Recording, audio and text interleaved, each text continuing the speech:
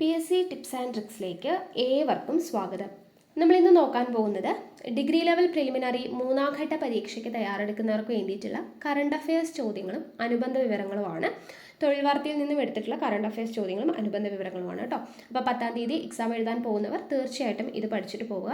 Okay, അപ്പോൾ എന്തായാലും നമുക്ക് ക്ലാസ്സിലോട്ട് കിടക്കാം. അതിന് മുന്നേ ചാനൽ സബ്സ്ക്രൈബ് ചെയ്യാതെ ആരെങ്കിലും കാണുന്നുണ്ടെങ്കിൽ ഒന്ന് സബ്സ്ക്രൈബ് ചെയ്തേക്കാം. വീഡിയോ കണ്ടിട്ട് ഇഷ്ടമായിട്ടുണ്ടെങ്കിൽ ലൈക്ക് ചെയ്യുക. അതുപോലെ നമ്മുടെ ടെലഗ്രാം ചാനലിലൂടെ ജോയിൻ ചെയ്യുക. നമ്മൾ ക്ലാസ്സുകൾ കഴിഞ്ഞ് ഇതിൻ്റെ എല്ലാം നോട്ട്സ് ടെലഗ്രാം വഴിയാണ് കൊടുക്കുന്നത്. താഴെ കമൻറ്റ് ബോക്സിൽ ഫസ്റ്റ് കമൻറ്റായിട്ട് ടെലഗ്രാമിൻ്റെ ലിങ്ക് കൊടുത്തിട്ടുണ്ട്. അപ്പോൾ എന്തായാലും ജോയിൻ ചെയ്യുക. ഓക്കെ, അപ്പോൾ നമുക്ക് ക്ലാസ് സ്റ്റാർട്ട് ചെയ്യാം.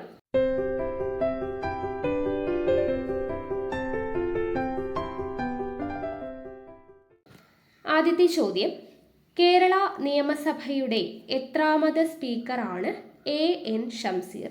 കേരള നിയമസഭയുടെ എത്രാമത് സ്പീക്കറാണ് എൻ ഷംസീർ?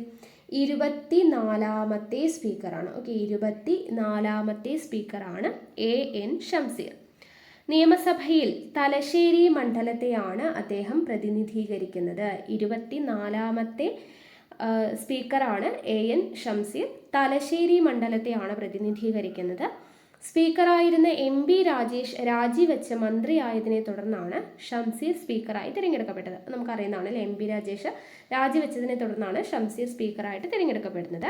സ്പീക്കർ പദവി രാജിവെച്ച് മന്ത്രിയാകുന്ന മൂന്നാമത്തെ വ്യക്തിയാണ് MP രാജേഷ്. ഓക്കെ, സ്പീക്കർ പദവി രാജിവെച്ച് മന്ത്രിയാവുന്ന മൂന്നാമത്തെ വ്യക്തിയാണ് MP രാജേഷ്. PP തങ്കച്ചൻ, വക്കം പുരുഷോത്തമൻ എന്നിവരാണ് മുൻഗാമികൾ. അപ്പോൾ ഇതുപോലെ സ്പീക്കർ പദവി രാജിവെച്ച മുൻ മന്ത്രിമാർ ആരൊക്കെയാണ്? PP തങ്കച്ചൻ, വക്കം പുരുഷോത്തമൻ എന്നിവരാണ്. സ്പീക്കർ പദവി രാജിവെച്ച് മന്ത്രിയാവുന്ന മൂന്നാമത്തെ വ്യക്തിയാണ് രാജേഷ്. രാജേഷ് രാജിവെച്ചതിനെ തുടർന്ന് നിയമസഭാ സ്പീക്കർ ആയത് ആരാണ്? എൻ ഷംസീർ ആണ്. എത്രാമത്തെ സ്പീക്കറാണ് അദ്ദേഹം? 24ാമത്തെ സ്പീക്കറാണ്. ഓക്കെ, ഇനി അൻവർ സാദത്തിനെ പരാജയപ്പെടുത്തിയാണ് എൻ ഷംസീർ സ്പീക്കറായി തിരഞ്ഞെടുക്കപ്പെട്ടത്. അപ്പോൾ എൻ ഷംസീർ സ്പീക്കറായി തിരഞ്ഞെടുക്കപ്പെട്ടത് ആരെയാണ് പരാജയപ്പെടുത്തിയത്? അൻവർ സാദത്തിനെ പരാജയപ്പെടുത്തിയാണ് എൻ ഷംസീർ സ്പീക്കറായി തിരഞ്ഞെടുക്കപ്പെട്ടത്. ഓക്കെ, അത്രയും കാര്യങ്ങൾ കിട്ടിയല്ലോ. അടുത്ത ചോദ്യം, 2022 സെപ്റ്റംബറിൽ വിരമിച്ച US വനിതാ ടെന്നീസ് താരം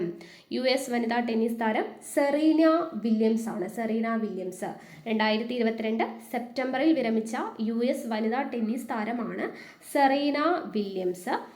23 ഗ്രാൻഡ് സ്ലാം സിംഗിൾസ് കിരീടം നേടിയ ഏക താരമാണ് Serena Williams. Okay, 23 grand slam singles കിരീടം നേടിയ ഏക താരമാരാണ്? സെറീന വില്യംസ് ആണ്. UK മറികടന്ന് ഇന്ത്യ ലോകത്തിലെ എത്രാമത്തെ വലിയ സമ്പദ്ഘടനയായാണ് മാറിയത്? UK മറികടന്ന് ഇന്ത്യ ലോകത്തിലെ എത്രാമത്തെ വലിയ സമ്പദ്ഘടനയായി മാറി? അഞ്ചാമത്തെ വലിയ സമ്പദ്ഘടനയായി മാറിയതാണ് ഇന്ത്യ, UK മറികടന്നുകൊണ്ട്. US, ചൈന, ജപ്പാൻ, ജർമ്മനി എന്നിവയാണ് ആദ്യ നാല് സ്ഥാനങ്ങളിൽ. UK എത്രാമതായി? 6ാമതായിട്ട് മാറി. UK ആയിരുന്നു 5ാമത്. UK മറികടന്ന് ഇന്ത്യ ഇപ്പോൾ 5ാം സ്ഥാനത്ത് എത്തി. ആദ്യത്തെ സ്ഥാനത്തുള്ള ആള് US, then China, Japan, Germany. 5ാമത്തേത് ആരായി? ഇന്ത്യ ആയി. UK 6ാമത് സ്ഥാനത്തോട്ട് പോയി. അന്താരാഷ്ട്ര നാണ്യനിധിയുടെ കണക്കുകളുടെയും വിനിമയ നിരക്കുകളുടെയും അടിസ്ഥാനത്തിൽ ബ്ലൂംബെർഗ് ആണ് കണ്ടെത്തൽ നടത്തിയത്. ഓക്കെ, അടുത്ത ചോദ്യം, 2022 നെഹ്റു ട്രോഫി വള്ളംകളി മത്സരത്തിൽ ഒന്നാം സ്ഥാനം നേടിയത്? 2022 നെഹ്റു ട്രോഫി വള്ളംകളി മത്സരത്തിൽ ഒന്നാം സ്ഥാനം നേടിയത് മഹാദേവിക്കാട് കാട്ടിൽ തെക്കേതിൽ ചുണ്ടനാണ്. 2022 നെഹ്റു ട്രോഫി വള്ളംകളി മത്സരത്തിൽ ഒന്നാം സ്ഥാനം നേടിയത്. പള്ളാത്തുരുത്തി ബോട്ട് ക്ലബ്ബാണ് ചുണ്ടൻ തുഴഞ്ഞത്. 2022 സെപ്റ്റംബർ 4-ന് ആലപ്പുഴ പുന്നമടക്കായലിലാണ് 68ാമത് നെഹ്റു ട്രോഫി വള്ളംകളി നടന്നത്. 2022 നടന്നത് എത്രാമത് നെഹ്റു ട്രോഫിയാണ്? 68ാമത് നെഹ്റു ട്രോഫിയാണ്. ആലപ്പുഴ പുന്നമടക്കായലിലാണ് മത്സരം നടന്നത്. അപ്പോൾ കഴിഞ്ഞ ഡിഗ്രി ലെവൽ ആദ്യഘട്ടത്തിലും രണ്ടാം ഘട്ടത്തിലും ഒരുപോലെ ചോദിച്ച ചോദ്യമാണ്, നെഹ്റു ട്രോഫി വള്ളംകളി നടക്കുന്നത് എവിടെയാണ്? പുന്നമടക്കായൽ. ഓക്കെ, അടുത്ത ചോദ്യം, അഖിലേന്ത്യാ ഫുട്ബോൾ ഫെഡറേഷന്റെ സെക്രട്ടറി ജനറലായി നിയമിക്കപ്പെട്ട മലയാളി? അഖിലേന്ത്യാ ഫുട്ബോൾ ഫെഡറേഷന്റെ സെക്രട്ടറി ജനറലായി നിയമിക്കപ്പെട്ട മലയാളി ആരാണ്? ഷാജി പ്രഭാകരൻ ആണ്. ഷാജി പ്രഭാകരൻ. പ്രസിഡന്റ് കല്യാൺ ചൗബയുടെ അധ്യക്ഷതയിൽ നടന്ന നിർവാഹക സമിതി യോഗമാണ് സെക്രട്ടറി ജനറലിനെ തിരഞ്ഞെടുത്തത്. പ്രസിഡന്റ് കല്യാൺ ചൗബയുടെ അധ്യക്ഷതയിൽ നടന്ന നിർവാഹക സമിതി യോഗമാണ് തിരഞ്ഞെടുത്തത്. PP ലക്ഷ്മണന് ശേഷം ഈ പദവി വഹിക്കുന്ന രണ്ടാമത്തെ മലയാളിയാണ് ആര്? ഷാജി പ്രഭാകരൻ. ഓക്കെ, അഖിലേന്ത്യാ ഫുട്ബോൾ ഫെഡറേഷന്റെ സെക്രട്ടറി ജനറലായി നിയമിക്കപ്പെട്ട മലയാളിയാണ് ഷാജി പ്രഭാകരൻ. PP ലക്ഷ്മണന് ശേഷം പദവിയിൽ വഹിക്കുന്ന രണ്ടാമത്തെ മലയാളിയാണ് ഷാജി പ്രഭാകരൻ. 2022 എമ്മി അവാർഡ് ലഭിച്ച മുൻ US പ്രസിഡന്റ് ബറാക് ഒബാമ. ലോകത്തെ ദേശീയോദ്യാനങ്ങളെക്കുറിച്ച് നെറ്റ്ഫ്ലിക്സ് സംപ്രേഷണം ചെയ്ത അവർ ഗ്രേറ്റ് നാഷണൽ പാർക്സ് എന്ന ഡോക്യുമെന്ററി പരമ്പരയിലെ പശ്ചാത്തല വിവരണത്തിനാണ് പുരസ്കാരം.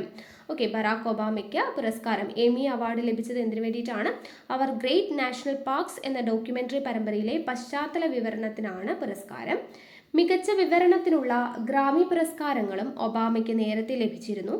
ഓർമ്മക്കുറിപ്പുകളായിട്ടുള്ള dream from my father, the audacity of hope എന്നീ ഓഡിയോ ബുക്കുകൾക്ക് ശബ്ദം നൽകിയതിനാണ് പുരസ്കാരങ്ങൾ ലഭിച്ചത്. അപ്പോൾ ഗ്രാമി പുരസ്കാരങ്ങൾ മുൻപ് ലഭിച്ചത് എന്തിനൊക്കെയാണ്?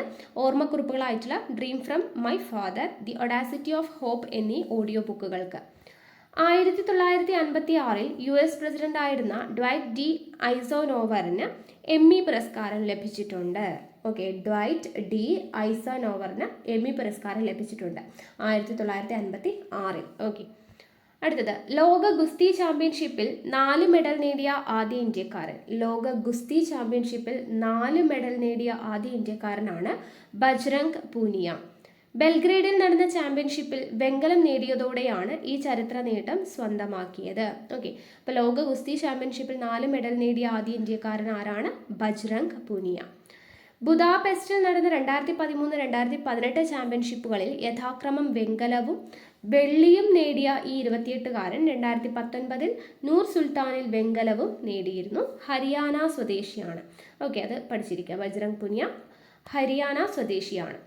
2022 സെപ്റ്റംബർ 4 അന്തരിച്ച പ്രമുഖ ഇന്ത്യൻ വ്യവസായി ആരാണ്? 2022 സെപ്റ്റംബർ 4 അന്തരിച്ച പ്രമുഖ ഇന്ത്യൻ വ്യവസായിയാണ് സൈറസ് മിസ്ട്രി. അഹമ്മദാബാദിൽ നിന്ന് മുംബൈയിലേക്ക് വരുന്ന വഴി മഹാരാഷ്ട്രയിലെ പാൽഘർ ജില്ലയിലെ ചറോട്ടിയിലുണ്ടായ കാർ അപകടത്തിലാണ് മരണപ്പെട്ടത്. ടാറ്റ സൺസിന്റെ ആറാമത്തെ ചെയർമാനായിരുന്നു. ടാറ്റ കുടുംബത്തിന് പുറത്തു നിന്നുള്ള ആദ്യ ചെയർമാൻ എന്ന പ്രത്യേകതയും ഉണ്ട്. രത്തൻ ടാറ്റ സ്ഥാനമൊഴിഞ്ഞതോടെ 2012 ചെയർമാൻ സ്ഥാനത്ത് എത്തിയത്. 2016 പദവിയിൽ നിന്ന് നീക്കം ചെയ്യപ്പെട്ടു. ജനിച്ചത് ഇന്ത്യയിലാണെങ്കിലും അയർലൻഡ് പൗരനായിരുന്നു. N. ചന്ദ്രശേഖരനാണ് ടാറ്റ സൺസിന്റെ ഇപ്പോഴത്തെ ചെയർമാൻ. അത് പഠിച്ചിരിക്കുക കേട്ടോ. ടാറ്റ സൺസിന്റെ ഇപ്പോഴത്തെ ചെയർമാൻ ആരാണ്? N. ചന്ദ്രശേഖരനാണ്. മരണപ്പെട്ടത് ആരാ? Cyrus mystery. അടുത്തത് അൽബേനിയൻ മാതാപിതാക്കളുടെ മകളായി 1910 ഓഗസ്റ്റ് 26 മാസിഡോണിയയിൽ ജനിച്ച ആഗ്നസ് ബൊജാക്സ്യുവിന്റെ 25ാം ചരമവാർഷിക ദിനമായിരുന്നു 2022 സെപ്റ്റംബർ 5. ഏത് പേരിലാണ് ഇവർ ലോകത്ത് അറിയപ്പെട്ടത്? ആരാണ്? Mother Teresa. അവരുടെ മദർ തെരേസയുടെ ശരിക്കുള്ള പേരെന്താണ്? Agnes Bojaxhiu. ഓക്കെ, ആഗ്നസ് ബൊജാക്സ്യുവിൻ്റെ 25ാം ചരമവാർഷിക ദിനമായിരുന്നു 2022 സെപ്റ്റംബർ 5. ആരുടെയാണ്? Mother Teresa. അവർ ജനിച്ചത് എപ്പോഴാണ്? 1910 ഓഗസ്റ്റ് 26 മാസിഡോണിയയിലാണ് ജനിച്ചത്. 1929 19ാം വയസ്സിൽ കൊൽക്കത്തയിലെത്തിയ മദർ തെരേസ 1950 അവിടെ മിഷണറീസ് ഓഫ് ചാരിറ്റി സ്ഥാപിച്ചു. MC. Okay, missionaries of charity സ്ഥാപിച്ചു. 1951 ഇന്ത്യൻ പൗരത്വം സ്വീകരിച്ചു. മദർ തെരേസ ഇന്ത്യൻ പൗരത്വം സ്വീകരിച്ചത് എപ്പോഴാണ്? 1951. മക്സസെ സമാധാന നൊബേൽ, ഭാരതരത്നം തുടങ്ങിയ ബഹുമതികൾ ലഭിച്ചിട്ടുണ്ട്. മക്സസെ അവാർഡ് ലഭിച്ചത് 1962, സമാധാന നൊബേൽ ലഭിച്ചത് 1979, ഭാരതരത്നം ലഭിച്ചത് 1980. 3 വർഷം ഇമ്പോർട്ടൻ്റ് ആണ്. 2003 കത്തോലിക്ക സഭ വാഴ്ത്തപ്പെട്ടവളും 2016 ഫ്രാൻസിസ് മാർപ്പാപ്പ വിശുദ്ധമായി പ്രഖ്യാപിക്കുകയും ചെയ്തു. ഓക്കെ, അടുത്തത് ബ്രിട്ടന്റെ എത്രാമത്തെ വനിതാ പ്രധാനമന്ത്രിയായിരുന്നു ലിസ്ട്രസ്? ബ്രിട്ടന്റെ എത്രാമത്തെ വനിതാ പ്രധാനമന്ത്രിയാണ് ലിസ്ട്രസ്? 3ാമത്തെയാണ്. മാർഗരറ്റ് താച്ചർ, തെരേസ മെയ് എന്നിവരാണ് മറ്റ് 2 പേർ. ബ്രിട്ടന്റെ വനിതാ പ്രധാനമന്ത്രിമാർ, ഒന്ന് മാർഗരറ്റ് താച്ചറാണ് 1979-90 വരെ, തെരേസ മെയ് 2016-19. മൂന്നാമത്തെ വനിതാ പ്രധാനമന്ത്രി ആരാണ്? ലിസ്ട്രസ് ആണ്. 2022 സെപ്റ്റംബർ 6 ചുമതലയേറ്റ ലിസ്ട്രസ് കൺസർവേറ്റീവ് പാർട്ടിയാണ്. ഒക്ടോബർ 25 രാജിവെക്കുകയും ചെയ്തു. ഒക്ടോബർ 25 രാജിവെച്ചു. ഇന്ത്യൻ വംശജനായ ഋഷി സുനക് ആണ് നിലവിൽ ബ്രിട്ടീഷ് പ്രധാനമന്ത്രി. നിലവിലെ ബ്രിട്ടീഷ് പ്രധാനമന്ത്രി ആരാണ്? ഋഷി സുനക്. ന്യൂഡൽഹിയിലെ രാജ്പഥിന്റെ പുതിയ പേരാണ് കർത്തവ്യപഥ്. ബ്രിട്ടീഷ് ഭരണകാലത്ത് കിങ്സ്വേ എന്നാണ് അറിയപ്പെട്ടിരുന്നത്. കർത്തവ്യപഥ് അറിയപ്പെട്ടിരുന്നത് എന്താണ്? കിങ്സ്വേ. സ്വാതന്ത്ര്യത്തിന് ശേഷം കിങ്സ്വേയുടെ ഹിന്ദി രൂപമായ രാജ്പഥ് എന്ന പേര് നിലവിൽ വന്നു. രാഷ്ട്രപതി ഭവൻ മുതൽ ഇന്ത്യ ഗേറ്റ് വരെയുള്ള ഭാഗമാണ് രാജ്പഥ് എന്നറിയപ്പെടുന്നത്. രാഷ്ട്രപതി ഭവൻ മുതൽ ഇന്ത്യ ഗേറ്റ് വരെയുള്ള ഭാഗമാണ് രാജ്പഥ് എന്നറിയപ്പെട്ടിരുന്നത്. കുടിവെള്ള കുടിശ്ശിക തീർപ്പാക്കാൻ ഒട്ടേറെ ഇളവുകളോടെ കേരള വാട്ടർ അതോറിറ്റി അവതരിപ്പിച്ച പദ്ധതി ഏതാണ്? ആംനസ്റ്റി പദ്ധതി 2022. കുടിവെള്ള കുടിശ്ശിക തീർപ്പാക്കാൻ ഒട്ടേറെ ഇളവുകളോടെ കേരള വാട്ടർ അതോറിറ്റി അവതരിപ്പിച്ച പദ്ധതിയാണ് ആംനസ്റ്റി പദ്ധതി 2022. ഓക്കെ, അപ്പോൾ ഇത്രയും ചോദ്യങ്ങളാണ് ഇന്നത്തേക്കുള്ളത്. അപ്പോൾ ഇതിൻ്റെ PDF ഞാൻ ടെലഗ്രാമിൽ ഷെയർ ചെയ്ത് തന്നേക്കാം. ടെലഗ്രാമിൽ ജോയിൻ ചെയ്യാത്തവരുണ്ടെങ്കിൽ ജോയിൻ ചെയ്യുക. ഓക്കെ, അപ്പോൾ അടുത്ത ക്ലാസ്സുമായിട്ട് കാണാം. താങ്ക്